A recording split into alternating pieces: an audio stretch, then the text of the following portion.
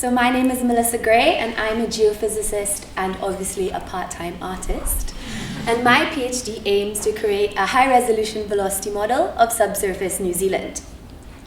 New Zealand's been in the news quite a lot recently because of some big earthquakes that have been happening there. Earthquakes and their associated tsunami can be devastating to countries and communities around the world. When you think of an earthquake, what comes to mind is massive ground shaking, buildings falling down, and roads being ripped apart. This type of earthquake occurs when one tectonic plate becomes locked to another as it subducts below it, as in the picture here.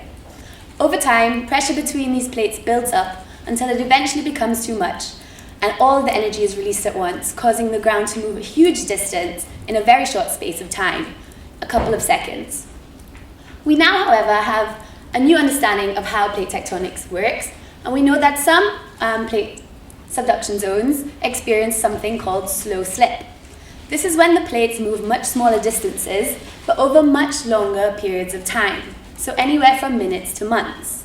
And while the ground shaking is much harder for you, me, or any kiwi bird on the land to feel, this low-frequency release of energy over a few minutes still has the possibility of creating a huge tsunami.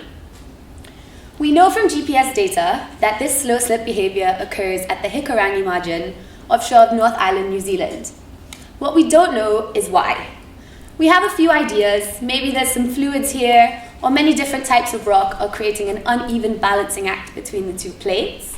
However, without drilling it, we don't know for sure, unless we had a high-resolution velocity model. That's where I come in. I'm using seismic data, which is when we shoot a giant air gun into the ocean that I've tried to illustrate here. The sound waves travel through the rocks below the surface, and we record them when they come back up to the surface. I use this data and a technique called full waveform inversion to make my model. I start from my best guess of what I think is there, and I create some synthetic seismic waves traveling through my model. I then update it bit by bit until my synthetic data matches the real data. It's sort of like putting on glasses and everything in the model slowly coming into focus. Being able to have a model like this is really useful in better understanding our planet, subduction zones, and is extremely beneficial in risk assessment for places close to these kind of subduction zones like New Zealand. Thank you.